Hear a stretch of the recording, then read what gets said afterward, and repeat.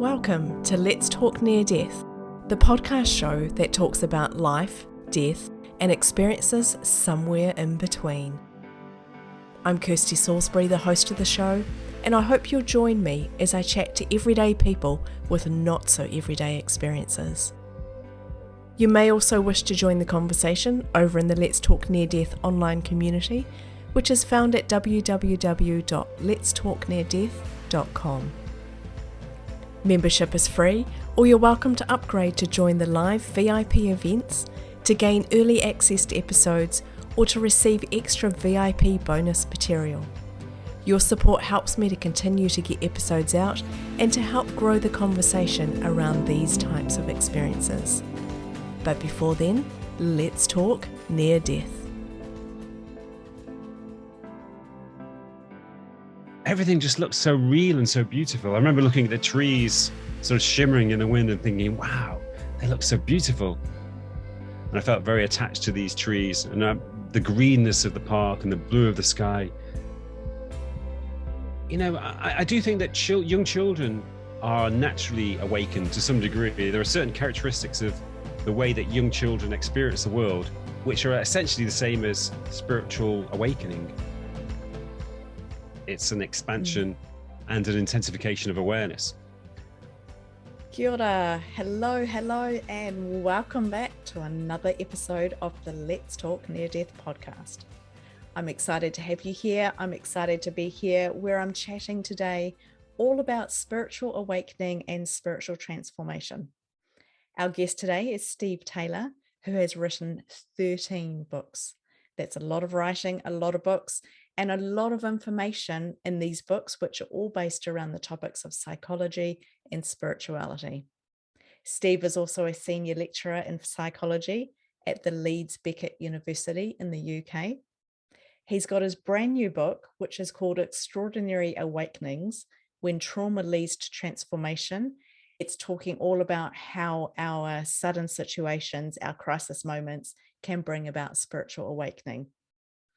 Eckhart Tolle has described his work as an important contribution to the shift in consciousness which is happening on our planet, and I'm looking forward to all of our conversation today.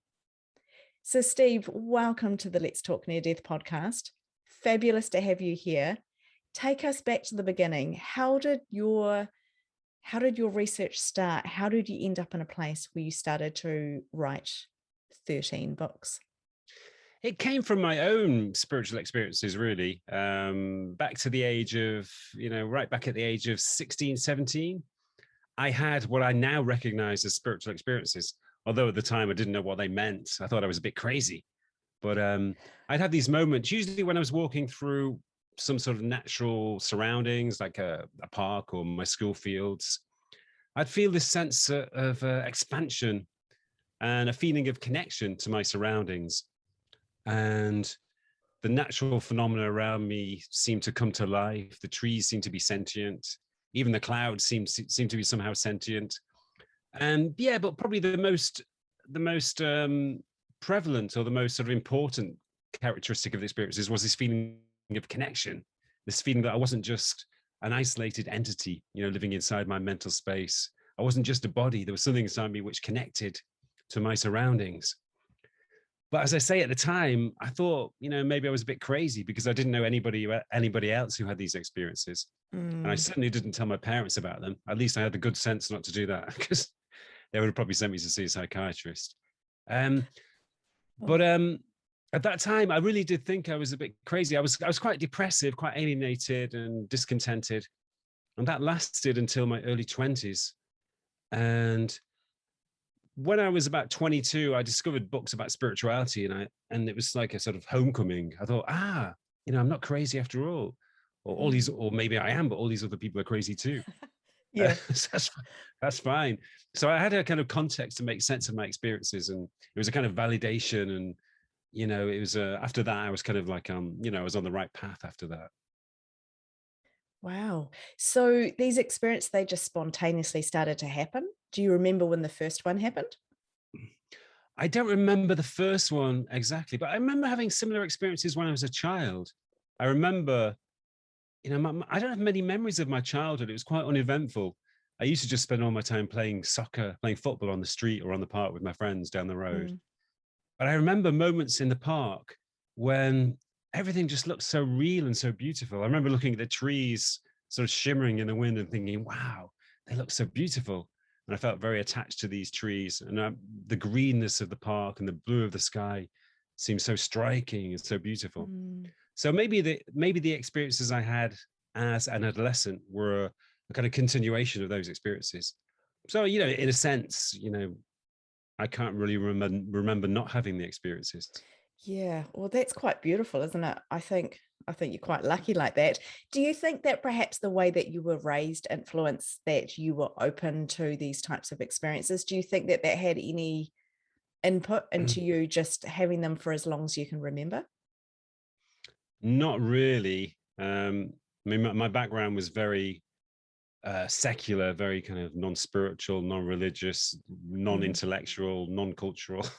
I mean, but the main thing was that my parents were, they had a very stable relationship, but they were very affectionate. So I had a very kind of stable basis, which I'm always very grateful for. So maybe in that sense, I think it's important to have if you're lucky enough to have a good childhood without trauma or emotional deprivation or abuse, then it's a very good start in life, and that can be a foundation for a spiritual journey. Yeah, I find that really interesting, Steve, because on one hand, I think, yes, it's almost like the way's been paved and it's a lot easier to have I'm not going to say an easy life, but a life without that trauma, without those crisis moments. It's almost like that makes it easier to connect to the bigger purpose, the bigger picture. And yet, day in and day out, I hear of people who are having these crisis moments, whether that's a health diagnosis or an accident or loss of a family member. There's these crisis moments, and they say that's the thing that spurred me on to delve deeper spiritually, or that's the thing that made it happen. Yeah, that's very true. In fact, I've just written a book about that, a book called Extraordinary Awakenings: When Trauma Leads to Transformation. So what led you to write that? That's one of the main areas of my research. I mean, I think both areas can be, fertile ground for transformation. I think if you have a stable childhood and you don't have to deal with trauma, that can be, the beginning that can be a good foundation for a gradual spiritual journey. But intense trauma or turmoil or suffering can be a sudden and dramatic spur for awakening. So, it's a bit like, I think spiritual awakening is about exploring a landscape of expansive human experience beyond normal human experience. And you can explore that in a very gradual way, in a very a more kind of careful way. Or you can be suddenly flung into this landscape, as if you're parachuted into it by a traumatic event. And, that can be a bit tricky. You might feel a bit confused and disorientated, but they're both ways in which spiritual awakening can occur. Definitely. And that's a theme that we see when we talk about near-death experiences, which is obviously something that we focus in on this particular show, is the near-death experience. And a lot of people that I've spoken to say it was a wake-up call. I was offline for my life. I was off the path. I needed that shake-up to bring me back to my purpose, or bring me back to I guess how I needed to be spiritually. So I think it can go either way. When I think about awakening, maybe, I don't know, maybe it's my childhood or something, but I feel like it's quite a sudden thing. I literally feel like someone's been shaken awake. Whereas what you're saying is it can also be a long, steady process without the jarring feelings, the jarring emotions and experiences along the way. So really interesting, isn't it? Yeah, I think there are actually 3 ways in which spiritual awakening can occur. Okay.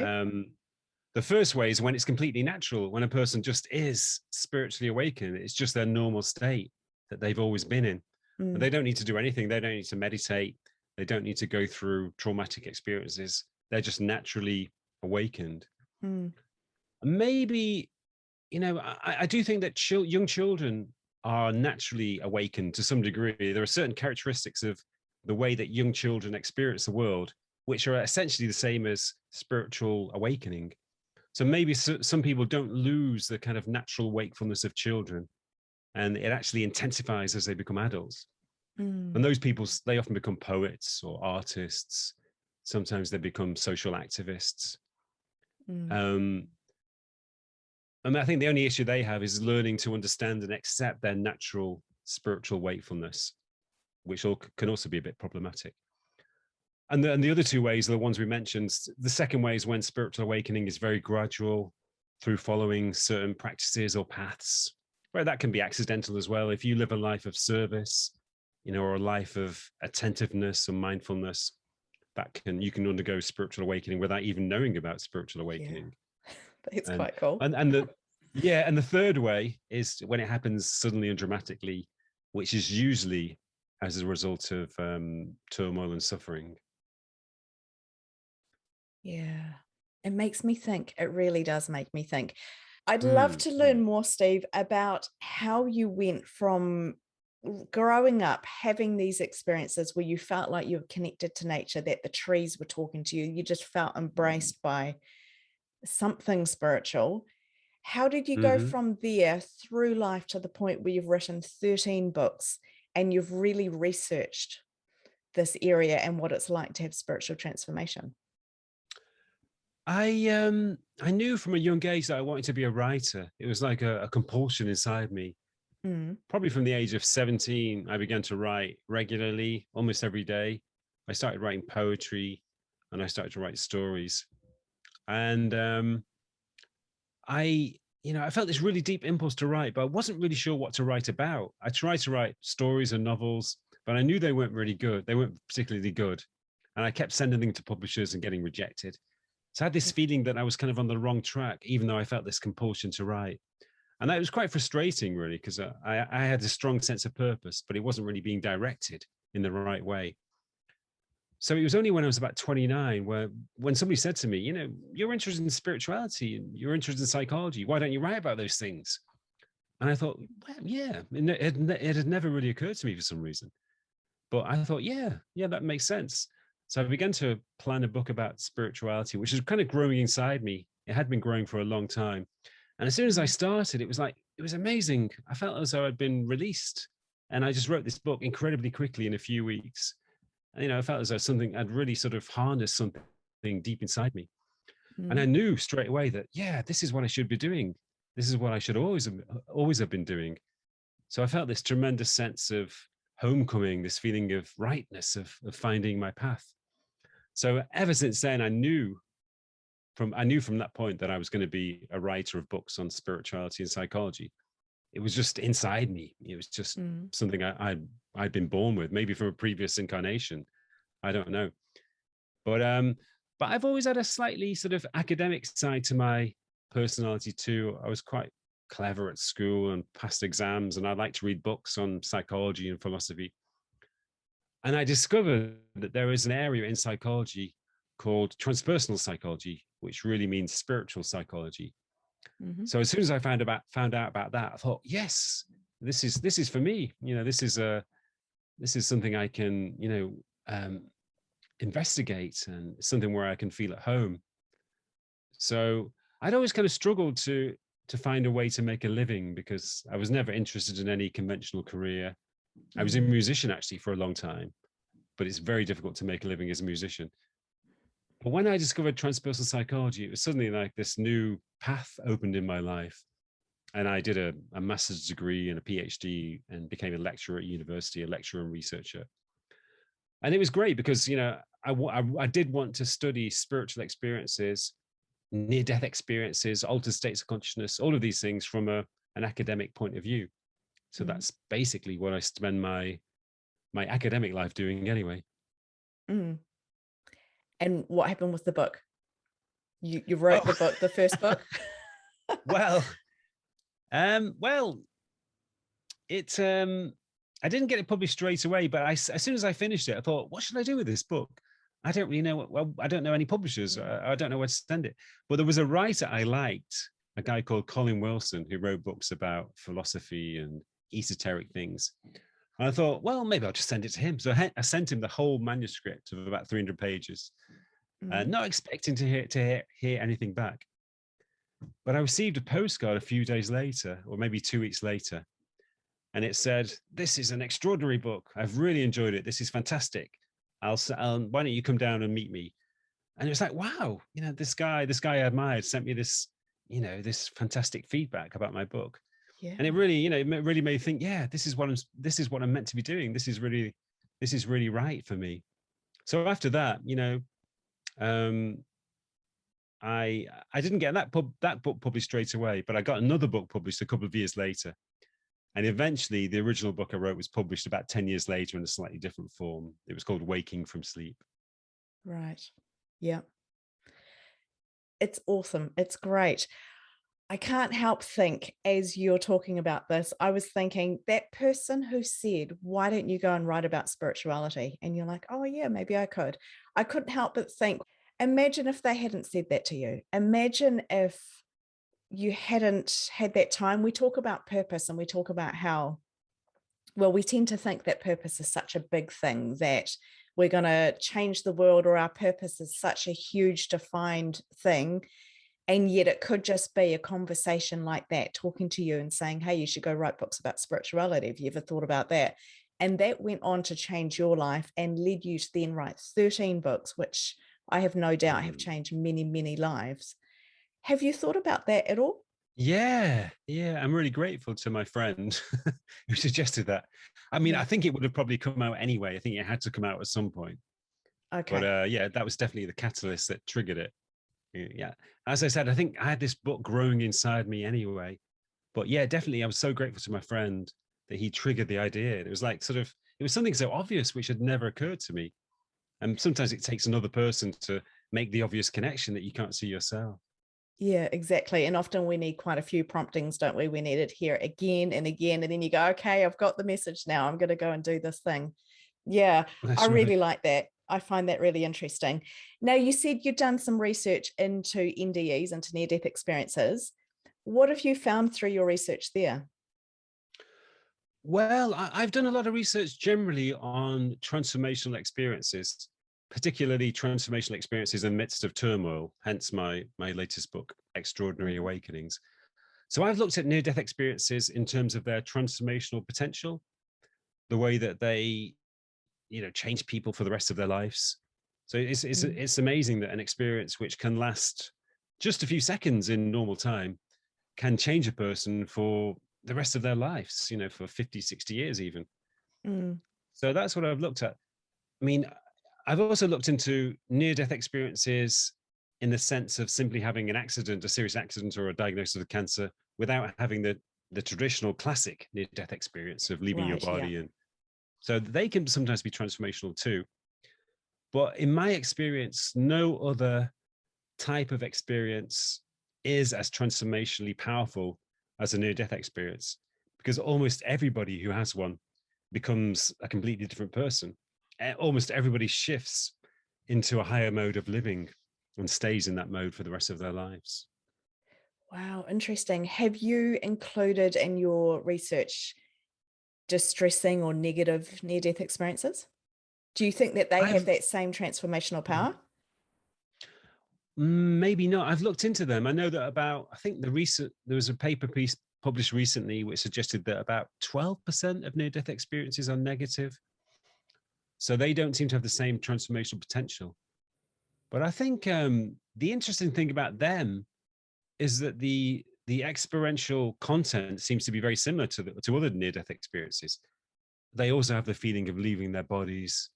They also often have a life review and meet deceased relatives or friends. But their attitude is completely different. They feel afraid when they leave their bodies. They feel shocked when they meet deceased relatives. So, their attitude is completely different. But I'm not sure about the long-term transformational effects of negative NDEs. Have you read anything about that? They're not talked about as much as I think they happen. I think obviously they're going through such a traumatic time that they're either not going to talk about it, or they take a little bit longer. They're not as common. And are they as common? We don't actually know, do we? Because maybe people just don't talk about them. But I know that often there's time of reintegration and coming to terms with what had happened. And that's not just even for distressing experiences. I mean, myself, I took 27 years to talk about it for the first time. So it Right. can be quite a process. But yes, exactly what you've said. They are completely life transforming.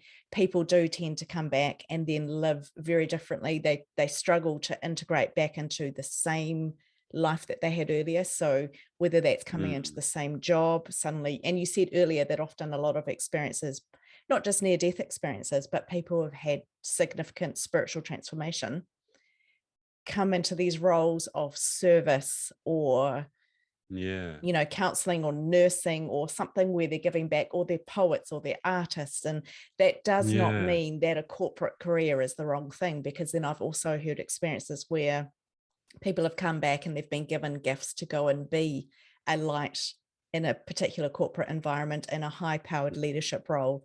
So there is no right or wrong. It's, again, about coming back to what we have for our life. So yeah, it can be quite difficult also in relationships to come back and slot right back in.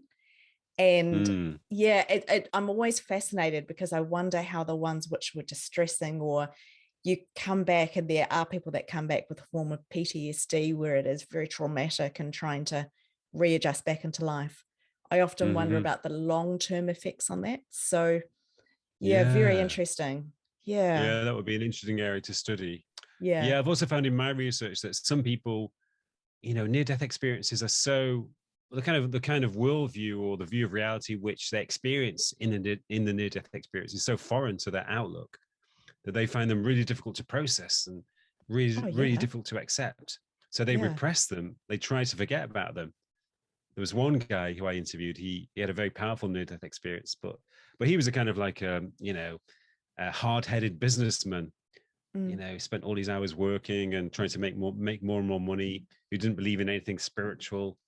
He was quite dismissive of religion or spirituality. So when he had the experience, he just didn't want to believe it. He wanted to just put it to the back of his mind. So he tried really hard to ignore it and just to carry on living. He became more kind of materialistic and more hedonistic, started to take drugs and to drink more and more. But after 18 months, he couldn't resist it anymore. And as I recall, he heard a voice in his head say, Will, what are you doing? Why are you ignoring the experience? And then he just sort of gave way and accepted it. And then his life changed. There was just a delay, I guess, in the transformation, but the transformation still occurred. Yeah. Oh, isn't that interesting? And I love that you talk about the voice, because I have the voice. But I would love to talk deeper to you about the voice, because you've done a lot of research. You have gone through multiple different arenas where the majority of my focus is on near-death experiences. I responded to the voice. I had a voice right before my own experience.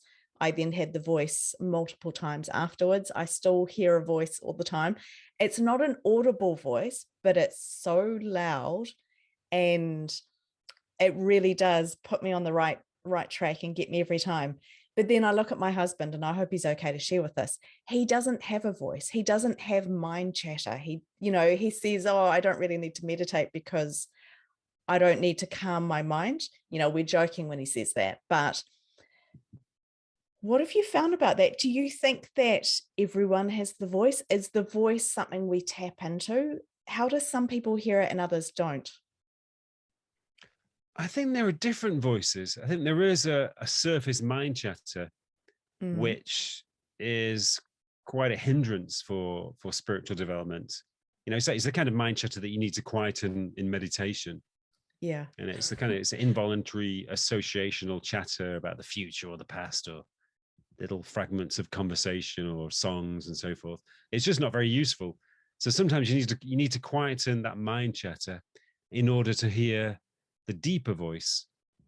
And I mean, I don't sort of have a voice in that sense.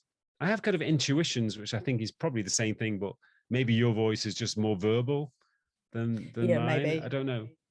Maybe. Yeah. But I've heard a lot of cases where people do hear a voice. It's usually at the moment when they've gone astray and they need to get back on track. And there was another guy I interviewed who he didn't have a near-death experience, but he had a very serious accident where he became paraplegic. He was running one morning and he slipped on the path and fell over a bridge onto a riverbed and broke his spine. So it was a very tragic experience. And as you'd imagine, he was very bitter and depressed afterwards. And again, it lasted for about 18 months. He was in a sort of state of continual resentment and depression. And he actually knew about spirituality. He was actually an author of books about spirituality. So he heard a voice inside his head. What happened was that he was in a wheelchair, being taken into the shower one morning in the center where he lived. And he heard a voice inside his head say, "Michael, what are you doing? Why are you holding on? Why don't you just let go? Why don't you just let go?" And he just spontaneously let go in that moment, let go of his resistance to the situation, let go of his resentment, and accepted his predicament. And at that moment, everything changed. He felt this new sense of well-being, and everything around him looks more beautiful and more real. And it was that was his transformational experience. Yeah. Wow, that's really interesting, isn't it? Because I definitely come from a place of we've got to not fight, but we've got to push hard. I talk about squeezing the juice out of life. We've got to really progress and try and achieve things and try and improve our life and move forward and progress and things like that. On one hand, I'm very much like that. The other hand, I'm completely anti-goals and goal setting and SMART goals and all of that. Don't love any of that. But isn't it interesting that when he surrendered was when he found the true change? Because we're programmed in life, especially these days, I think, to try harder, push harder, work harder, hustle, strive. If you put in the hours, you'll get the results. And so I love what you're talking about there, because that's something that I have been learning more recently as well, as if we can just surrender, if we can let go of it all rather than try and hang on to things, that's where it creates the space for transformation to come in. So I really, really like that. Do you think that people are more inclined to have a spiritual transformation if they are more relaxed about life, or does it not work like that? That's a good question. It's a bit of an out there one. I think spiritual transformation does make you feel more relaxed about life. Yeah. You don't push as hard. I mean, I think even after a spiritual transformation, you still have a sense of purpose, and you can still work very hard, maybe even harder than before, but you're always following a specific purpose, and you always know when to rest and relax, when to take your foot off the accelerator. And also, you're not so focused on goals. You do the activity for its own sake rather than for the result. Yeah, So than the outcome. Yeah. It's like, if you're a creative artist, you don't paint pictures or write books or poems because you want to win a prize, or even because you want to be successful. You do it because you have to do it, and you love doing it. So the goal isn't really important. And I do think that spiritual awakening is more likely to arise if you're not too goal orientated. I remember meeting this guy who'd become interested in spirituality a few years ago. He was only quite a young guy, probably about 26, 27. And he said, I'm definitely going to become enlightened. By the time I'm 35, I'm going to be enlightened. I'm going to meditate. Yeah. I'm going to meditate 4 hours a day, read as many books as I can. Oh, man. And I was thinking to myself, I don't think it's going to happen. Yeah. Because you can't do it in that goal-orientated way. I mean, you can have a path that you follow, but you have to latch onto something deep-rooted inside you, something more organic rather than something egoic. Yeah. So in that sense, a kind of relaxed approach will work better. Yeah, it gets me thinking, because when I think about the people who seem to have had major spiritual transformation, they're spiritually connected, they're living a life of purpose, they feel like they're aligned, they generally are more relaxed people. They're not hung up about the same things that we get hung up about. So then I have wondered, are they like that because of the transformation, or did this transformation come because they were more open and relaxed to it, which was the point of my question. And I guess we'll never know, right, which came first, the chicken or the egg. But I do think when we can stop and be still and open up and ask, what do I need to be doing? Surrender, I suppose, then that paves the way for this transformation to come. I really like your story. Have you read the book, The Surrender Experience by Michael Singer? No, I've heard of it, but I've not read it yet. It's absolutely fantastic. I read it quite recently and I feel like that's changed my life. It's a guy, he goes and all he wants to do is meditate, but it's different to what you're talking about with your story. I'm going to meditate and by the time I'm whatever age, I'm going to have enlightenment. He goes because he's just consumed with wanting to meditate and surrender and be in the amazing presence. And it's the journey that he goes on and how his life shapes up over years. Absolutely fascinating. And Right. yeah, I don't know, there's something in that book that's really sparked something for me of if we can just let go, like you said in your other story as well, when he let go, it all happened. If we can do that, we can Yeah, get the most out of this life. So it's really that's right. interesting because we want to improve, we want to progress, we want to do well in life, we want to really have a good go at life. And yet at the same time, we want to completely let go of the reins and just get into flow and go with this life. So Yeah. hard to know how to act in that, isn't it? Yeah, it's a tricky balance. Yeah, but I think you always know intuitively. Like, for example, I always know with my writing, because I'm a bit compulsive about writing, you know, um, and sometimes I have ideas for books, and sometimes they don't work out so well. But there are certain books which grow kind of organically inside me, which I know I'm Mm, supposed to write. And there are certain other books which come from my head. And I think, that's a good idea for a book. That might sell a lot of copies. And mm, it's always the ones which are more organic, which are wholly organic. They always turn out best. I mean, you know, I've probably only written one or two books from that part of my being. Almost all of them have come from my deeper being. mm, But there's always a sense that, you know, something comes through you rather than from you. That's what I feel. I think, mm, you know, the best creativity, and you could say the same about spiritual awakening or spiritual development. It doesn't come from you, it comes through you, it flows through you as if mm, you're a channel. So mm, you need to sort of open yourself up to allow this greater purpose to flow through you. And mm, that's when life works out the best. mm. Absolutely. Absolutely. That's when we have the most fun, we feel the most fulfilled. And that's what I'm talking about with the spiritual leakage is we've got to do this regularly. It's not a one-time thing. We can't do it once a year and expect that to last us the whole year.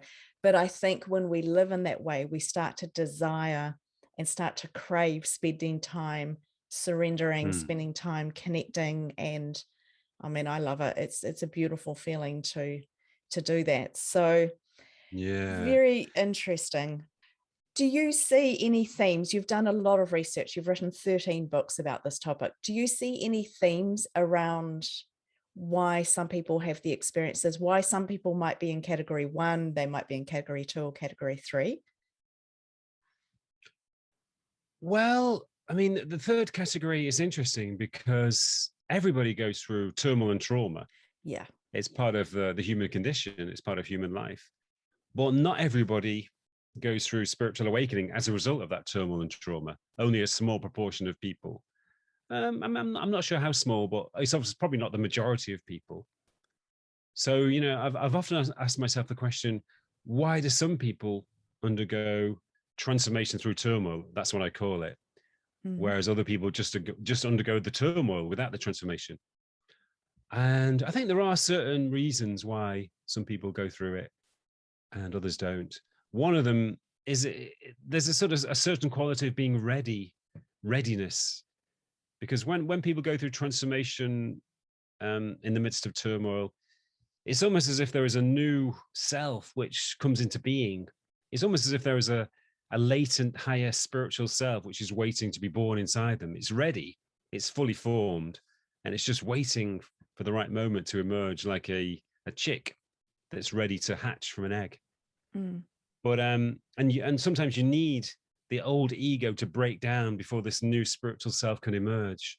So when the ego does break down through intense suffering, then hey presto, this new spiritual self emerges like a phoenix inside people. But that's because it's ready to emerge. It's been waiting. Whereas in other people, it doesn't seem to be ready. I don't know why, but in other people, maybe they need to go through more development, more kind of unconscious integration and processing. So that's one reason. It's just about being ready.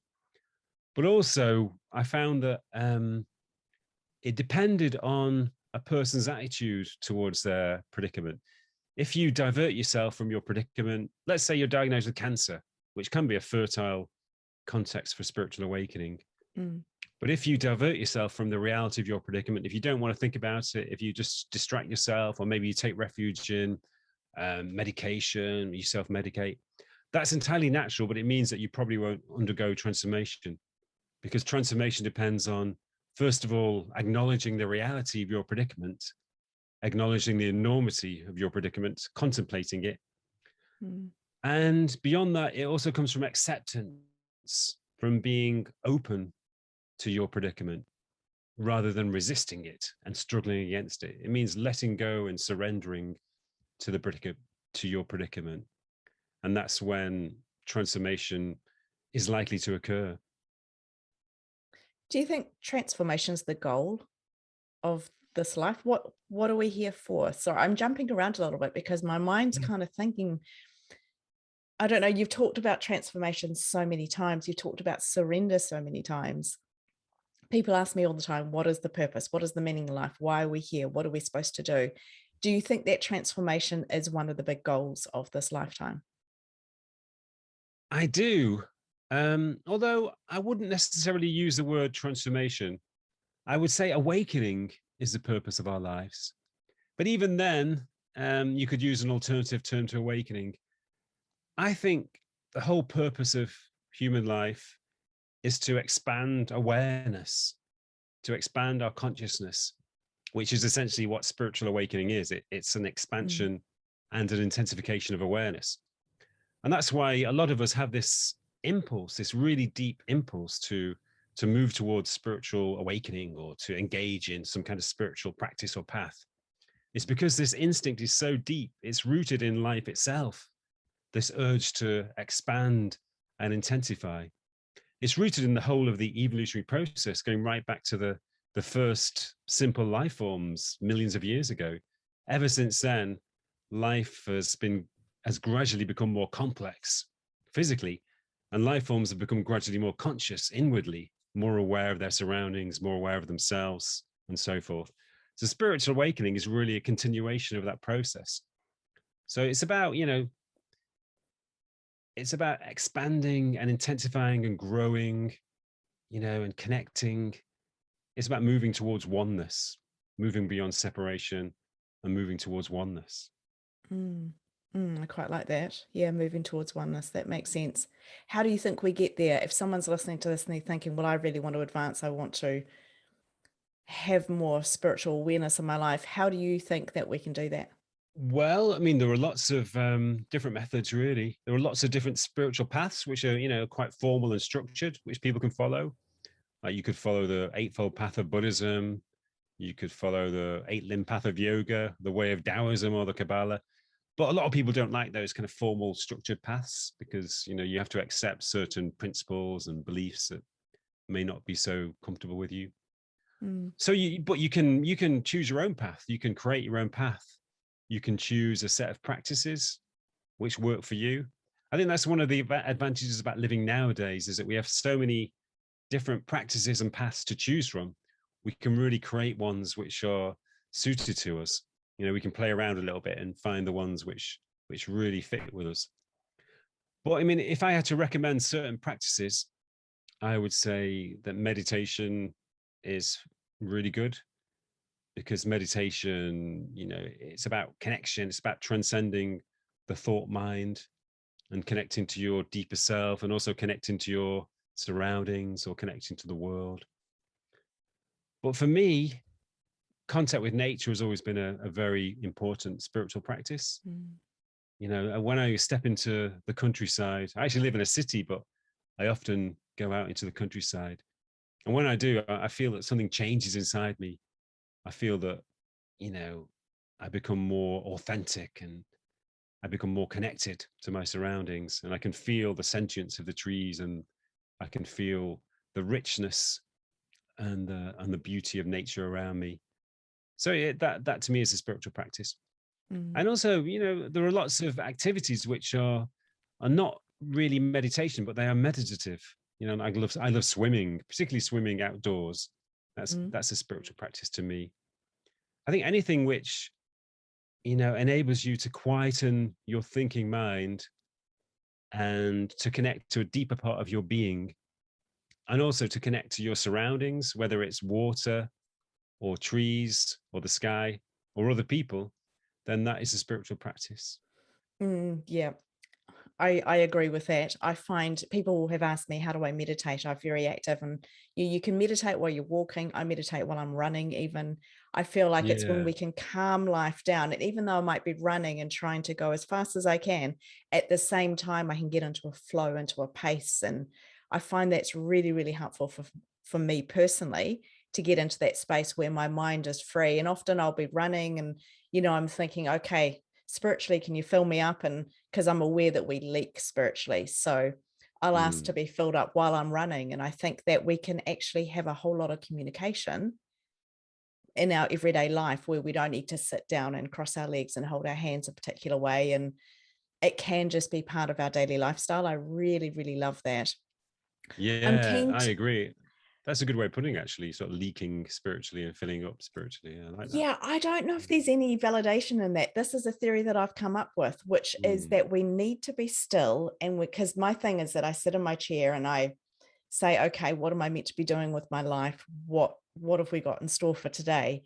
And I ask to be filled up. And I find that if I don't do that regularly, it's like I leak. Like everywhere I go, every interaction I have, everything that I do on my day, a little bit starts coming, it seeps out. I don't even know how to explain that. And so if I feel like if I don't go back and refill on a regular basis, then I become spiritually empty. And that's where I get really emotional. That's where things don't go so well. And I start to bring things into my life which maybe aren't as good as they would be if I sit and refill on a regular basis. So Yeah, yeah. that's right. And I'm always going, I don't know how to do this life. So can you come and help me? Fill me up with what I need. Fill me up with the good stuff, with the juice. And I Yeah. talk about squeezing the juice out of life. So I'm like, okay, come and fill me up. So yeah, it's an interesting concept that I've kind of created in my head and don't really know whether it even makes sense. Do you think it makes sense? Oh, definitely. Yeah. I was just thinking about the situations when I feel that way. You could call it spiritual leakage, I guess. I experience it when I watch TV for more than a couple of hours. Sometimes when I'm too busy, when I've got too much on at my university. Also, I'm an introvert. I like to spend time alone. So when I spend too much time with other people, I get spiritual leakage. And I need to return to solitude to fill up again. Yeah, that's exactly like me. Exactly the same. Lots of time on my own. I actually can find the opposite, that when I watch TV, now it's not just watching anything, it's watching very chosen TV or chosen films or things like that. I can find they can actually fill me up. They can bring a lot of inspiration. They can bring ideas. They can bring fulfillment and joy, because I love stories. I love stories. And when I can hear them or watch them, that can be really good. So I think the point for me is that it's probably very unique. It's probably very individual as to what puts life in us, what brings us life, but also always trying to tap into the spiritual element, bringing spiritual breath in, and that power that I talk about, whether you want to call it God or source or whatever you want to call it, the thing that's bigger than us. I'm always saying, come and fill me up. And I like to do that in the morning when I run, and I like to do it in the evening when I do my meditation and before I go to bed. So very, very interesting. My kids are a bit older now. My kids are teenagers. But when I used to love it when they were young, and I used to love to sort of play with them. That was a kind of spiritual experience too. Just sort of let go of any concepts or any intellect and just play joyfully with your kids. Maybe playing football in the park or playing some game with them, or just messing around. But that's great. That's a great way of sort of letting go of the intellect and allowing joy to flow through you. So I always thought that was a spiritual practice too. Anything can be spiritual. I truly believe that. Anything, whether it's baking, it's writing, it's crafting. Even for me to do my podcast, I get into a real creative space when I'm doing these, and I find it really exciting. And I think that's spiritual. I think that's a place of not necessarily meditation, but connection for sure. So whatever it is in our life, it's when we get into that space where we kind of forget about time. Or I loved what you said about not using our intellect. It's where it bypasses the thought processes and we're just there in the moment. So yeah, playing with children, that's a great example. It can be anything at all, can't it? Yeah. I think, the Chinese concept of the Tao, I think that's a good way of expressing it. The Tao was all about latching onto the flow of life and allowing life to flow through you. And, in Taoism, the enlightened person is the person who doesn't live for themselves, but just lives for the Tao, not for the Tao, but lives through the Tao. Yeah. And the Tao just dictates their actions. They don't behave consciously. They don't do anything voluntarily. Everything they do just comes naturally from the Tao. So I like that. What about for you personally, Steve? How do you live? Do you follow any particular, maybe that's a bit personal to ask you that, do you follow any particular way or belief system or anything like that? Not really. I have certain activities that I practice. I do like to meditate. I don't do it every day, but maybe 3 or 4 times a week. As I said before, I love to spend time in nature. I love to play sports, actually. That's quite spiritual for me. My newest discovery is tennis. I love playing tennis. It's a kind of spiritual practice. Yeah. Just because when you play tennis, you can't think, you can't daydream. You have to be completely focused in the moment. And also, I play tennis outdoors in the parks. It's beautiful. It's a great way of connecting to nature. Yeah. So I love any activity which connects me to the present moment. But probably most of all, I love writing, because when I'm writing, I really do feel as though something's coming through me. And sometimes I don't really know what I'm going to write. I just sort of wait and something comes through. It's always different to what I expected. And I write poetry too. And that's, poetry is all about inspiration. It's completely unconscious. In fact, I never consciously write poetry. I just wait for something to come through and I start to work on it when it comes through. But yeah, I guess, for me, as much as I can, I like to fill my life with, activities which are involuntary, but which come from, a deeper place or a transcendent place. That's I think beautiful. I've always thought that service is important as well, that acts of kindness and generosity. So I try to be really friendly wherever I go. I always try to talk to people. Like even if I'm waiting in a queue at the supermarket, I try to talk to people. How do you find that? Because some people love it. Other people really just want to get away from you. How do you find that? Is it different over there? Perhaps, I don't know. They say that the part of England I live in, which is the north of England, is quite friendly. So people, they always respond in a friendly way. But I think if I went down to London in the south of England, I think people would think I was crazy. But Oh, yeah. I remember I was in London. I was on a tube. I was quite young at the time. I was probably about 20. And I got on the tube and I talk to everyone. I'm an introvert, but when I actually go out and I'm with people, I make the effort, like you say, to be friendly, and I chat, and, I'll chat to anybody. So I get in the tube, I'm young, I'm naive, and I sit down and there's a guy opposite me. And so I just sat down in the spare seat and I said, "Oh, hi, how's it going?" And he goes, "No, no." And I thought, "Oh no, what's no?" I said, "What's wrong?" And he says, "No, you've broken the rule." And I thought, the rule? I didn't see any signs. And I'm sitting there in my own world, quite happy, thinking, what is wrong? And he says, "You don't speak to people when you're on the tube." I said, yeah, that's "What do you true. mean?" He said, "No one talks to people. You'll make yourself a target." He says, "It's great that you're friendly, but no, no, no, you don't talk to people." And the silly thing was that I actually believed him. I went, okay, lesson learned the hard way. And from then on, I realized that nobody did. I looked around, nobody else was talking. This is before the days of cell phones. So we weren't here on our phone looking at screens, but people were reading newspapers or books or just had their heads down. And I sat there thinking, what a somber environment. Why can't we have fun on the train? And you see the videos now of people who start spontaneously singing, and there's all sorts of things that happen on trains now, trains, trams, whatever public transport it is. And you see how people love it and they respond with it. But I find that sometimes if we're friendly, people think that we either want something or we're needy or we're a little bit crazy. Yeah. But actually, Yeah, what it happened to depends. Yeah, connection? Yeah. I know. Yeah, I think, I'm quite lucky. here in Manchester because people are quite friendly normally. Actually, I heard, Yeah. a couple of weeks ago, I overheard some people from London who had moved to Manchester, and they were sort of showing their friends around, their friends from London. And they were saying, oh, it's amazing here. You know, if you're standing at a bus stop with somebody, you actually speak to them. They ask you questions. Yeah. Or if you're in a shop, people talk to you, you know, and they were really shocked. But it's, I guess it's just a regional difference here in the UK. Well, yeah, it quite possibly could be, because I was raised from a family, they were all from the Northeast, they're all Geordies. And so they talk to everybody as well. So I was just raised that when you see somebody, you talk to them, you acknowledge them. But over time, I've started to think that actually, that, like you were saying, anything can be spiritual practice. That is spiritual practice, to be friendly, to be bubbly, to be I happy. agree completely. Not in a fake Pollyanna way, but just in, if you can have a conversation and brighten someone's day, or they brighten your day. You know, if you're standing in a bus stop, if you're talking, generally the time's going to pass a lot nicer. It's going to be more fun. You never know the connection. I mean, I've met people in the randomest ways and thinking, imagine if I'd never met them. A little bit like asking you about that guy. But just because you say hello to them, and then you end up in a conversation, and then something happens and you think, if I hadn't had that conversation.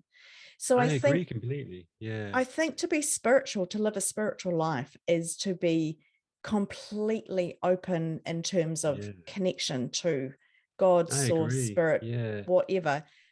But it's also connecting with people. It's also being aware of our environments and not being afraid to step out of the mold. Yeah. A lot of people are not friendly because they're afraid of being thought of being seen as foolish. Yeah. But you know, but I always find that people respond in a positive way, and it is a spiritual practice. It's about connection. The more you connect with other people, you know, the more you transcend separateness, the more connected the whole world becomes. You know, a community is about connection. You know, communities can be disconnected where everybody lives in their own house and nobody talks to each other. But a community can be connected where people are altruistic to each other, they speak to each other, they're in and out of each other's houses. And that's the ideal community. I mean, I often think that spiritual awakening is all about connection. It's about connection to other people, connection to nature, connection to your deeper self. So being friendly is a part of that process. It's about, you know, connecting to other people. And it's a way of healing the world. You know, the world is full of broken fragments that can be brought together into oneness. Definitely.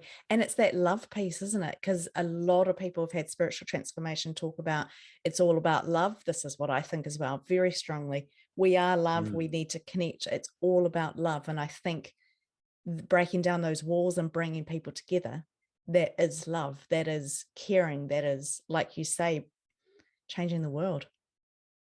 I agree. Yeah. I agree. Yeah. There's a lot of thoughts that could go down that track. Are there any major themes, or what are some of the bigger parts of your research and the work that you're doing now? I know you do a lot of lecturing, you do a lot of teaching. What are some of the bigger things that have come out of your work? Well, for me personally, one of the most important themes is, you know, my research into transformation through turmoil has made me aware of the incredible resilience in human beings. You know, I've done some research on prisoners and soldiers who've had spiritual awakenings. Oh, wow. Can you share some of that? Yeah. I mean, I was really surprised that, you know, I found several cases of soldiers who've undergone spiritual awakening. And, you know, spiritual awakening seems as far away as you can get from the sort of the violence and brutality of warfare. But there's something about, you know, facing death in that environment, being aware of death and being aware of the fragility of life and the preciousness of life that can, you know, bring about spiritual awakening. And also, you know, I did an interview with a guy called David who was he was in the military for quite a long time. And after a while, he had so many kind of unusual states of consciousness, partly due to the stress of warfare and the extreme situations he entered, that he began to question the whole idea of being a soldier. He felt, you know, I don't see other people as being different to me. I don't see anybody as an enemy. I just see other human beings. Wow. So the whole thing of sort of group identity us against them had begun to fade away, because he'd sensed this kind of essential commonality between human beings, and he couldn't do it anymore. So he decided to leave the army because it was so contrary to his beliefs. He just wanted to help people.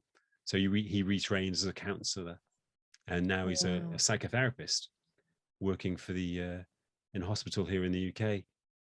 So yeah, I mean, prisoners as well. Prison is quite a fertile environment for spiritual awakening. I think because prisoners have to let go of so much. If you think about it, a prisoner, everything which gave them a sense of identity is on the other side of the prison walls. Their possessions, their relationships, their roles in society, everything is out there on the other side. So they have to let go of everything, which is partly why prison is so painful, because you lose your sense of identity. But losing your sense of identity can lead to spiritual awakening. It can lead to a breakdown of the ego. And in the breakdown of the ego, a new self can arise in its place. Why do you think we're so connected to our ego? Why is it such a tough one to crack?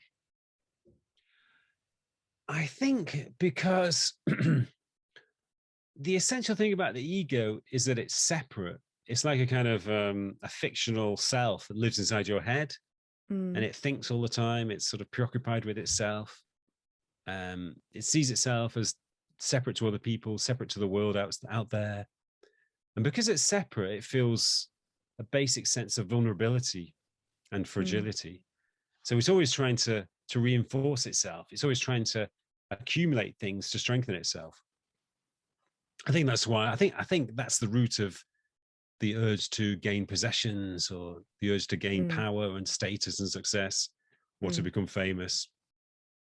It's the urge to strengthen your ego. So, but once you start on that road, it takes over your life. It's a never-ending process. You can gain a certain amount of success, but it's never enough. You want to get more and more. You can gain a certain amount of possessions or wealth, but it's never enough. It never really satisfies you. So it's a dead end, and some people realize that eventually, but other people just carry on like that through their whole lives. People who are lucky, they stop and think, this isn't working. I need to try a different route to happiness.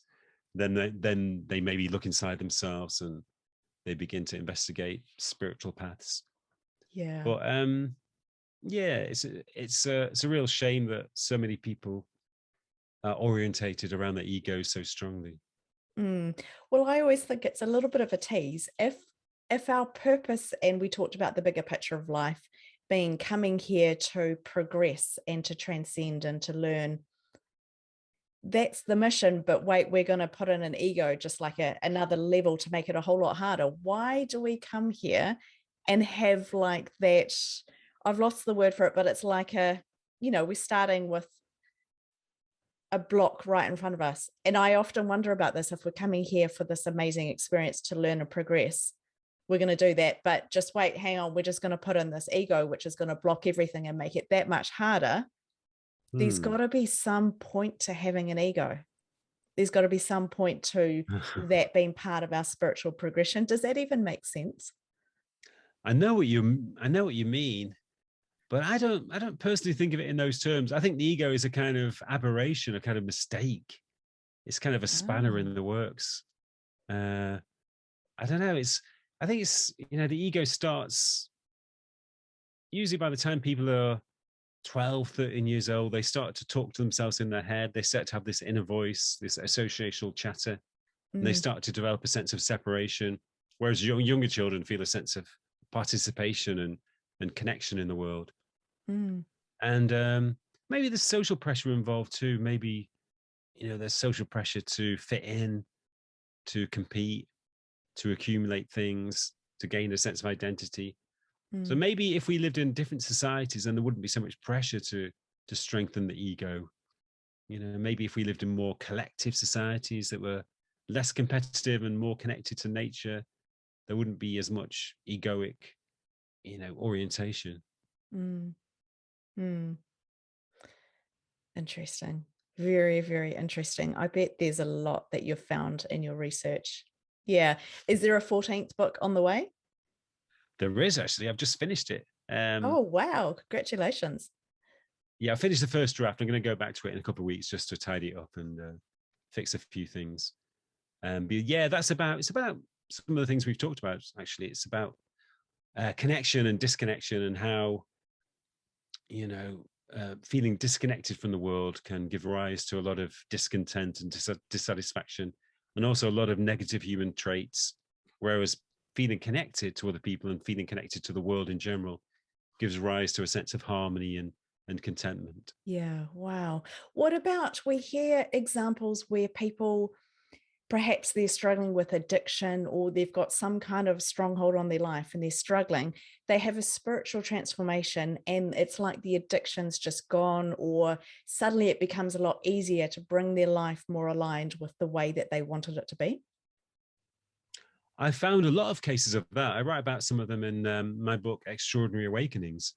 Mm-hmm. And yeah, there are some amazing cases that I've investigated.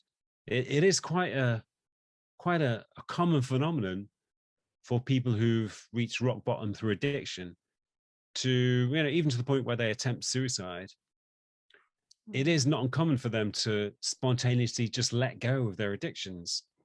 Even something as simple as waking up in the morning and finding that you're no longer an addict. You have no urge to take drugs or to drink anymore. Yeah, I've heard these stories. Yeah. Yeah, it's incredible. But I think you can explain it in terms of ego death. I think when people are in the final stages of addiction, they go through a kind of ego death. Everything about them, everything which gives them identity, falls away. Their sense of self-esteem, their relationships, their possessions, everything is taken away.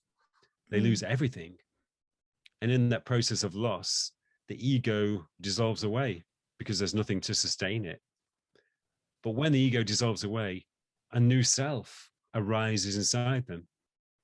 And that new self, it's completely fresh, it's completely empty. So it has no addictions, has no trauma. It's just completely new and fresh.